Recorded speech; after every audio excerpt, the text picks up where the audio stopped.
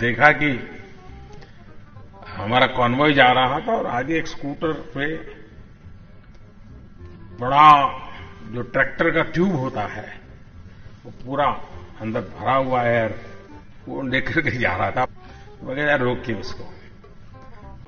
मोदी जी बता रहे हैं कि एक बार वो गुजरात में अपने काफिले के साथ जा रहे थे तो उन्होंने देखा कि एक आदमी ट्रैक्टर का बड़ा वाला ट्यूब, वो भी पूरा हवा से भरा हुआ, उसको अपने स्कूटर पर लेके जा रहा था। देखो, जहां तक हमको पता है ट्रैक्टर का बड़ा वाला ट्यूब वो भी पूरा हवा से भरा हुआ इतना बड़ा होता है कि उसको स्कूटर पर लेके जाना लगभग नामुमकिन है, क्योंकि ना तो वो स्कूटर के आगे आएगा, ना ही उसको स्कूटर के पीछे पकड़कर या बांध कर लेके जाया जा सकता है। लेकिन हमारे मोदी जी ने ट्रैक्टर का बड़ा वाला ट्यूब वो भी पूरा हवा से भरा हुआ उसको अपने स्कूटर पर ले जाते हुए देखा, तो मानना तो पड़ेगा। खैर, ये देखने के बाद मोदी जी ने उस स्कूटर वाले को रुकवाया। उसके बाद मोदी जी ने उस स्कूटर वाले से क्या बातचीत किया, अब जरा वो सुन लीजिए। तो मैंने कहा ये क्यों ले जा रहे हो? तो बोले मेरे घर में जो घर के किचन का कूड़ा कचरा निकलता है वो, और मेरे पास 2 पशु हैं, उसका जो गोबर निकलता है, तो मैंने अपने घर में ही एक छोटा सा गैस का प्लांट बनाया हुआ है। तो मैं उस गैस को इस ट्यूब में भरता हूं और ट्यूब लेकर के खेत जाता हूं और खेत में जाकर के उससे मेरा पानी का पंप चलाता हूं। आप कल्पना कीजिए हमारे देश का किसान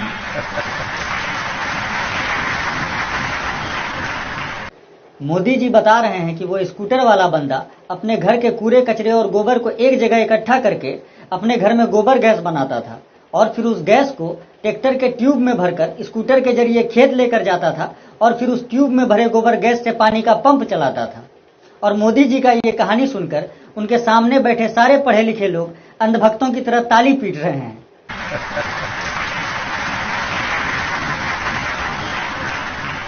मोदी जी के बात पर ताली पीटने वाले इन पढ़े लिखे जाहिलों को कोई बताओ कि गोबर के जरिए जो गैस तैयार किया जाता है उसे हम बायोगैस कहते हैं, और उस गैस में कार्बन डाइऑक्साइड और मीथेन गैस पाया जाता है, जिसका इस्तेमाल रसोई के ईंधन के रूप में किया जाता है। यानी आसान भाषा में कहें तो चूल्हा जलाने के लिए किया जाता है, ना कि पानी का पंप चलाने के लिए किया जाता है।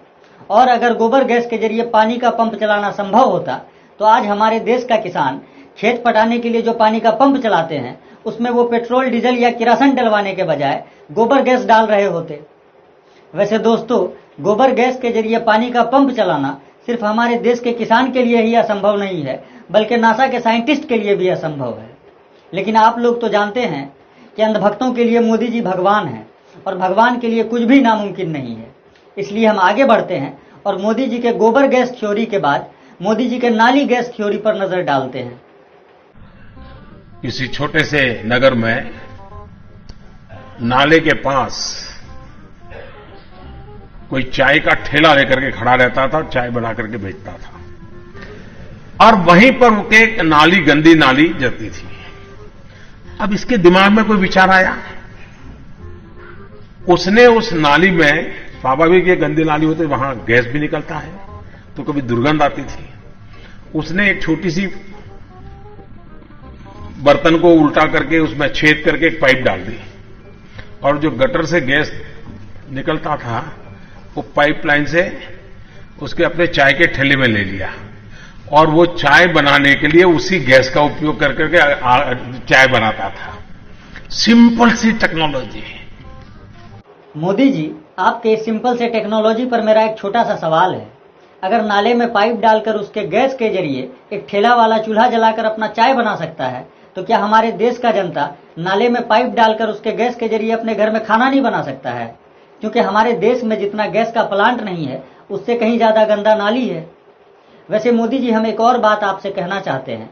अगर आपका ये नाली गैस वाला फॉर्मूला सच में काम करता है तो कृपया सबसे पहले आप अपने भक्तों और बीजेपी नेताओं से कहिए कि वो अपने पास के नाली में एक पाइप डालकर उसे अपने घर के चूल्हे में फिट कर ले, ताकि हमेशा के लिए एलपीजी गैस सिलेंडर खरीदने से मुक्त हो जाए। ये बड़ी अच्छी बात कही आप। वैसे दोस्तों, आप लोगों को मोदी जी के गोबर गैस और गटर गैस थ्योरी के जरिए ये तो पता चल गया होगा कि मोदी जी रासायनिक विज्ञान यानी केमिस्ट्री के कितने बड़े ज्ञानी हैं। क्योंकि गैस के बारे में आमतौर पर केमिस्ट्री में ही पढ़ाया जाता है। तो दोस्तों अब जरा आप लोग ये भी देख लीजिए कि हमारे मोदी जी गणित यानी मैथ्स के कितने बड़े ज्ञानी हैं। a+b into square into bracket square करे तो what? a+b into square into bracket square करे तो देखो पहली बात तो ये कि a+b का whole square into bracket square जैसा भगलंडी फॉर्मूला दुनिया के किसी भी मैथ्स के किताब में नहीं है। लेकिन लगता है कि अंधभक्तों के आनंद कुमार श्री नरेंद्र मोदी जी ने मैथ्स का नया फॉर्मूला इजाद किया है, a+b का whole square into bracket square. तो चलिए अब मैथमेटिशियन मोदी जी से इस अतरंगी फॉर्मूले का रिजल्ट भी जान लेते हैं। a+b इंटू ब्रैकेट स्क्वायर करे तो रिजल्ट आता है a² + 2ab + b स्क्वायर। दोस्तों हम लोगों ने 7-8 क्लास के गणित के अलजेब्रा चैप्टर में पढ़ा था कि a+b का whole square is equal to a² + 2ab + b square. लेकिन मोदी जी बता रहे हैं कि a+b का whole square into bracket square करो तब रिजल्ट आता है a² + 2ab + b स्क्वायर। इतना बड़ा परिवर्तन, इसे कहते हैं मोदी है तो मुमकिन है। दोस्तों गणित का ये छोटा सा परिवर्तन तो मोदी जी के लिए कुछ भी नहीं है, क्योंकि हमारे मोदी जी ने शिक्षा के क्षेत्र में इतना बड़ा बड़ा परिवर्तन किया है और ऐसे ऐसे नामुमकिन बातों को मुमकिन बनाया है जिसे सुनने के बाद आज आप लोग मोदी जी को राजनीति का रजनीकांत कहने पर मजबूर हो जाएंगे। दोस्तों आप लोगों को याद होगा कि 26 फरवरी 2019 को हमारे देश के इंडियन एयरफोर्स ने पाकिस्तान के बालाकोट में सर्जिकल स्ट्राइक किया था। लेकिन क्या आप लोगों को पता है अगर मोदी जी नहीं होते तो उस दिन पाकिस्तान पर सर्जिकल स्ट्राइक नहीं हो पाता। तो हमारे सामने समस्या थी, उस समय वेदर अचानक खराब हो गया था, बहुत बारिश हुई थी, आपको याद होगा। तो बाय एंड लार्ज ओपिनियन ही आया एक्सपर्ट्स का कि साहब डेट बदल दे तो क्या। मोदी जी बता रहे हैं कि सर्जिकल स्ट्राइक वाले दिन अचानक मौसम बहुत ज्यादा खराब हो गया और बहुत ज्यादा बारिश हो रही थी, तो वहां बैठे सारे एक्सपर्ट्स ने राय दिया कि सर्जिकल स्ट्राइक का डेट बदल देते हैं। लेकिन मोदी जी किसी एक्सपर्ट की बात को कैसे मान लेते जब वो खुद ही देश के सबसे बड़े एक्सपर्ट हैं। तो दोस्तों फिर हमारे मोदी जी ने उन एक्सपर्ट्स को क्या राय दिया, अब जरा वो सुन लीजिए। लेकिन मैंने कहा इतने क्लाउड है, बारिश हो रही है, तो एक बेनिफिट है कि हम राडार से बच सकते हैं। क्या बोला तूने? मैंने कहा मेरा रॉ विजडम है कि ये क्लाउड बेनिफिट भी कर सकता है। देन अल्टीमेटली मैंने कहा ठीक है, क्लाउड है, जाइए, चल पड़े। दोस्तों खराब मौसम की वजह से एक्सपर्ट्स मोदी जी को सर्जिकल स्ट्राइक का डेट बदलने का मशवरा दे रहे थे, लेकिन मोदी जी ने उन एक्सपर्ट्स से कहा कि इतना क्लाउड है और बारिश भी हो रही है तो एक बेनिफिट है कि हम रडार से बच सकते हैं। और ये बोलकर मोदी जी ने इंडियन एयरफोर्स को पाकिस्तान पर सर्जिकल स्ट्राइक करने के लिए भेज दिया। लगता है वहां बैठे किसी एक्सपर्ट ने मोदी जी को ये नहीं बताया कि चचा बादल या बारिश की वजह से रडार के काम में कोई प्रभाव नहीं पड़ता है, क्योंकि रडार एक ऐसा यंत्र होता है जो रेडियो वेव ट्रांसमिट करता है और जब वो वेव किसी मेटेलिक वस्तु से टकराती है तो वो वस्तु से टकराकर वापस आ जाती है और रडार उस वस्तु के स्पीड, दिशा और साइज को डिटेक्ट कर लेता है। और अगर बादल या बारिश की वजह से रडार काम नहीं करता तो जब जब मौसम खराब होता या आसमान में बादल छाता तब तब एक देश दूसरे देश में अपना फाइटर प्लेन लेके घुस जाता और सर्जिकल स्ट्राइक करके वापस आ जाता। आप कहाँ के ज्ञानी बाबा? दोस्तों मोदी जी का रडार थ्योरी सुनकर आप लोगों को ये तो पता चल गया होगा कि मोदी जी केमिस्ट्री और मैथ्स के साथ साथ फिजिक्स के कितने बड़े ज्ञानी हैं, क्योंकि रडार साइंस फिजिक्स का ही एक पार्ट है। वैसे दोस्तों अब हम आप लोगों को मोदी जी का जो वीडियो दिखाने वाले हैं उसे देखने के बाद शायद आप लोग ये सोचने पर मजबूर हो जाएंगे कि फिजिक्स के सबसे बड़े ज्ञानी अल्बर्ट आइंस्टाइन थे या मोदी जी हैं। अगर साइंटिफिक व्यवस्था थोड़ी डेवलप की जाए तो इधर विंड टर्बाइन एनर्जी का भी काम करेगा और पीछे की तरफ से वो हवा में से मॉइस्चराइज एयर सक करके उसमें से पानी निकाल करके वो पानी भी, क्योंकि ये खासकर ये जो कोस्टल एरिया होते हैं वहां पर ड्रिंकिंग वाटर एक तकलीफ होती है हमेशा, तो टरबाइन एक प्रकार से गांव के ड्रिंकिंग वाटर की समस्या का समाधान कर सकता है। दोस्तों विंड टरबाइन, जिसे हिंदी में पवन चक्की कहते हैं, इसका काम होता है बिजली प्रोड्यूस करना। यानी आसान भाषा में कहें तो जब बहती हवा विंड टरबाइन से टकराती है तो इसमें लगा पंखा घूमता है, जिससे विंड टरबाइन काइनेटिक एनर्जी यानी गतिज ऊर्जा को इलेक्ट्रिकल एनर्जी में कन्वर्ट कर देता है और इस तरह विंड टरबाइन के जरिए पूरे दुनिया में बिजली प्रोड्यूस किया जाता है। लेकिन हमारे साइंटिस्ट मोदी जी कह रहे हैं कि अगर साइंटिफिक व्यवस्था थोड़ा डेवलप किया जाए तो हम विंड टरबाइन के पीछे से हवा में से मॉइस्चराइज एयर को सक करके यानी नम हवा को सक करके विंड टरबाइन के जरिए बिजली के साथ साथ पानी भी बना सकते हैं। वैसे साइंटिस्ट मोदी जी जरा देश की जनता को यह भी बता दीजिए कि विंड टरबाइन के पीछे ऐसा कौन सा डिवाइस फिट किया जाए ताकि विंड टरबाइन हवा में से मॉइस्चराइज एयर को सक करके बिजली के साथ साथ पानी भी बना सके। वैसे दोस्तों, साइंटिस्ट मोदी जी के हिसाब से विंड टरबाइन के जरिए बिजली के साथ साथ सिर्फ पानी ही नहीं बनाया जा सकता है, बल्कि विंड टरबाइन के जरिए ऑक्सीजन भी बनाया जा सकता है। यकीन ना हो तो आप लोग मोदी जी से खुद सुन लीजिए। दूसरा मेरा सुझाव है कि हम हवा में से ऑक्सीजन सेपरेट कर सकते हैं इस टरबाइन के माध्यम से ही। मोदी जी बोल रहे हैं कि विंड टरबाइन के जरिए हम हवा में से ऑक्सीजन सेपरेट कर सकते हैं। यानी आसान भाषा में कहें तो विंड टरबाइन के जरिए हम हवा में से ऑक्सीजन को अलग कर सकते हैं। देखो, हम सभी को पता है कि हवा में 78% नाइट्रोजन, 21% ऑक्सीजन और बाकी के बचे 1% में हीलियम, मीथेन और कार्बन डाइऑक्साइड इत्यादि गैस पाए जाते हैं। और इन सारे गैसों में ऑक्सीजन को छांट के अलग करना, वो भी विंड टरबाइन के जरिए, ये नामुमकिन ही नहीं बल्कि नामुमकिन इंटू 100 है। लेकिन हमारे मोदी जी कह रहे हैं कि ऐसा करना मुमकिन है। देखो, जो अंधभक्त आज से पहले ये कहा करते थे कि जो नामुमकिन को मुमकिन कर दे उसे भगवान कहते हैं, शायद आज का ये वीडियो देखने के बाद वो लोग ये कहने लगे कि जो नामुमकिन को मुमकिन कर दे उसे भगवान नहीं नरेंद्र मोदी कहते हैं। क्योंकि अंधभक्तों के लिए तो मोदी ही भगवान है और भगवान ही मोदी है। इसलिए हम आगे बढ़ते हैं और साइंटिस्ट मोदी जी के अगले अतरंगी ज्ञानवर्धक बातों पर नजर डालते हैं। हम गणेश जी की पूजा करते हैं।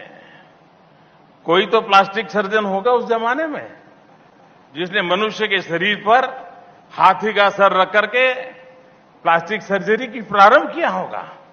मोदी जी बोल रहे हैं उस जमाने में कोई तो प्लास्टिक सर्जन रहा होगा जिसने गणेश जी के सर पे हाथी का सर रख करके प्लास्टिक सर्जरी का प्रारंभ किया होगा।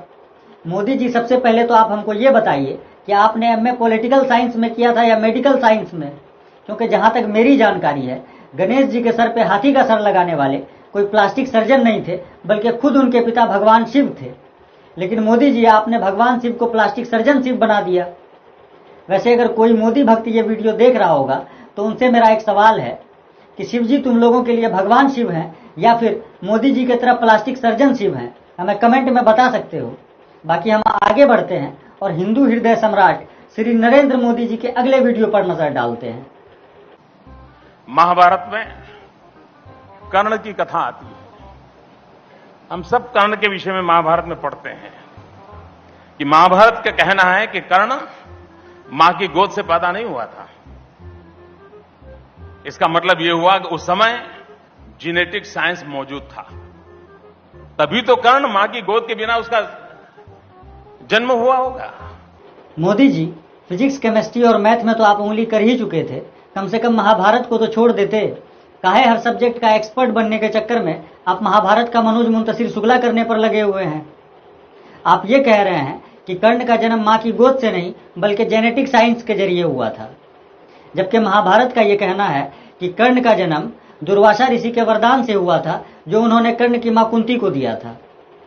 और दुर्वासा ऋषि का नाम हिंदू पुराणों में महान ऋषि मुनियों में आता है।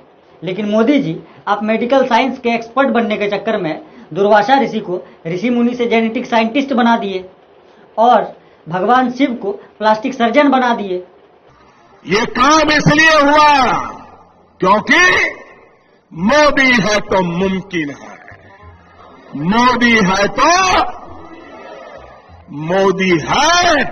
तो मुमकिन है। दोस्तों, आप लोगों ने नामुमकिन को मुमकिन बनाने वाले मोदी जी का physics, chemistry, math, medical science से लेकर महाभारत तक का ज्ञान देख लिया। अब जरा आप लोग मोदी जी से क्लाइमेट चेंज यानी जलवायु परिवर्तन के बारे में भी थोड़ा जान लीजिए, क्योंकि क्लाइमेट चेंज एक ऐसा मुद्दा है, एक ऐसा विषय है जो सिर्फ हमारे देश के लिए नहीं बल्कि पूरी दुनिया के लिए चिंता का विषय है। देखिए, आज छोटे छोटे बालक भी क्लाइमेट चेंज और एनवायरमेंट चेंज की चर्चा कर रहे हैं। अब मेरे मन में एक सवाल है कि सचमुच में क्या चेंज हुआ है। आपने देखा होगा कि हमारे गांव में जो बड़ी आयु के लोग होते हैं ना, 70, 80, 85, 90 साल के लोग, तो सर्दियों में आप देखेंगे तो अक्सर कहते हैं कि पिछली बार से इस बार सर्दी ज्यादा है, ऐसा कहते हैं ना। एक्चुअली सर्दी ज्यादा नहीं है, उनकी उम्र बढ़ने के कारण उनकी सहने की शक्ति कम हो गई है। वैसे ही ये क्लाइमेट चेंज नहीं हुआ है, हम चेंज हो गए हैं। ये तो कुछ समझ के परे है, बिल्कुल ही समझ के परे है। दोस्तों, मोदी जी के क्लाइमेट चेंज वाली ये बात तो मेरे भी समझ के परे है, क्योंकि क्लाइमेट चेंज और ग्लोबल वार्मिंग के कारण आज समुद्र का जल स्तर लगातार बढ़ता जा रहा है, साथ ही पृथ्वी के तापमान में भी वृद्धि हो रही है। और वैज्ञानिकों का तो ये भी मानना है कि क्लाइमेट चेंज और ग्लोबल वार्मिंग अगर इसी तरह से बढ़ता रहा तो आने वाले 70-80 सालों में बारिश का चक्र पूरी तरह से बिगड़ जाएगा और बारिश सामान्य से 40 से 60% तक ज्यादा बढ़ जाएगी। और जरूरत से ज्यादा बारिश होने की वजह से कई जगहों पर हमें सैलाब और तूफान जैसी प्राकृतिक आपदाएं देखने को मिलेंगी। यानी कुल मिलाकर कहें तो क्लाइमेट चेंज मानव जाति के अस्तित्व के लिए एक बहुत बड़े खतरे का संकेत है। लेकिन हमारे साइंटिस्ट मोदी जी कह रहे हैं कि क्लाइमेट चेंज नहीं हो रहा है, बल्कि हमारा उम्र बढ़ने की वजह से हमारा सहने का क्षमता कम हो गया है। इस वजह से हमको लगता है कि क्लाइमेट चेंज हो रहा है। ये क्लाइमेट चेंज नहीं हुआ है, हम चेंज हो गए हैं। मोदी जी, आप जो हर विषय में इस तरह का अतरंगी ज्ञानवर्धक बात करते हैं, सबसे पहले तो आप हमारे दर्शकों को आज ये बताइए कि आप कितना पढ़े लिखे हैं। मेरी कोई पढ़ाई वढ़ाई नहीं हुई दोस्तों, आपको शायद आश्चर्य होगा जान करके। तो मैं स्कूली शिक्षा गांव में किया, और जैसा मैडम बता रही थी ना कि अपनी शिक्षा के कारण आदमी आगे नहीं बढ़ता है, तो मेरी शिक्षा ही नहीं हुई है इसलिए बढ़ गया।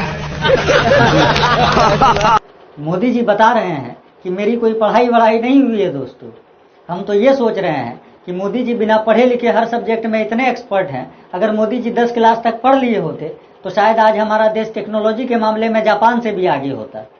वैसे दोस्तों, भले ही आज हमारा देश टेक्नोलॉजी के मामले में जापान से आगे ना हो, लेकिन हमारे मोदी जी टेक्नोलॉजी के मामले में दुनिया में सारे प्रधानमंत्री से आगे हैं।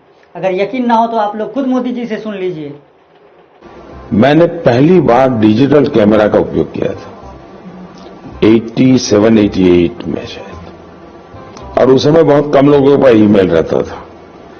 तो मेरे यहां विरमगाम तहसील में अडवाणी जी की सभा थी, तो मैंने वो डिजिटल कैमरा पर उनकी फोटो ली। तब डिजिटल कैमरा इतना बड़ा आता था, मेरे पास था उस समय। मैंने फोटो निकाली और मैंने दिल्ली को ट्रांसमिट की, और दूसरे दिन कलर फोटो छपी। मोदी जी बता रहे हैं कि 1987-88 में उनके पास डिजिटल कैमरा था, और वो उस डिजिटल कैमरे से आडवाणी जी की फोटो लेकर दिल्ली ईमेल के जरिए भेजे थे। देखिए, पहली बात तो ये कि डिजिटल कैमरा मार्केट में जो खरीदे जाने के लिए पहली बार लॉन्च हुआ था वो 1990 में हुआ था, जो कि स्विट्जरलैंड में बना था, और बनाने वाली कंपनी का नाम डाइकैम था। लेकिन हमारे Modi ji digital camera market में लॉन्च होने से 2-3 साल पहले ही, यानी 1987-88 में ही उसका इस्तेमाल कर रहे थे। इसे कहते हैं मोदी है तो मुमकिन है। दूसरी बात मोदी जी ने कहा कि उन्होंने 1987-88 में उस डिजिटल कैमरा से जो फोटो लिया था आडवाणी जी का, उसको दिल्ली ईमेल के जरिए भेजा था। लेकिन जब आप गूगल करेंगे तो आपको पता चलेगा कि पहली बार ईमेल के जरिए जो फोटो भेजा गया था वो 1992 में भेजा गया था, और फोटो भेजने वाले का नाम नेथेनियल बोरेनस्टीन था, जो कि अमेरिका के थे। लेकिन हमारे मोदी जी 1987-88 में ही ईमेल के जरिए फोटो भेज रहे थे, जबकि ईमेल में तभी फोटो भेजने का तकनीक विकसित भी नहीं हुआ था। इसको कहते हैं मोदी है तो मुमकिन है। दोस्तों, अब तो आप लोग भी समझ गए होंगे कि नामुमकिन को मुमकिन करने वाले मोदी जी ही हैं। इसलिए मोदी है तो मुमकिन है का नारा एक बार आप लोग कमेंट में लगा दीजिए। बाकी आज के इस वीडियो को हम यहीं पे खत्म करते हैं, और उम्मीद करते हैं कि अगले वीडियो में फिर आपसे मुलाकात होगी। तब तक के लिए अल्लाह हाफिज। इस वीडियो के सामने आने के बाद सवाल तो बनता ही है, अगर हम करें तो करें क्या, बोले तो बोले क्या। बोल रहे सब एक ही बोली, नामुमकिन अब मुमकिन है। अरमान चुका है देश सारा, जन जन का है एक ही नारा। ना होता था जो भारत में वो होना अब मुमकिन है। अरे मोदी है तो मुमकिन है, अरे मोदी है तो मुमकिन है, अरे मोदी है तो मुमकिन है, ओ, अरे मोदी है तो मुमकिन है।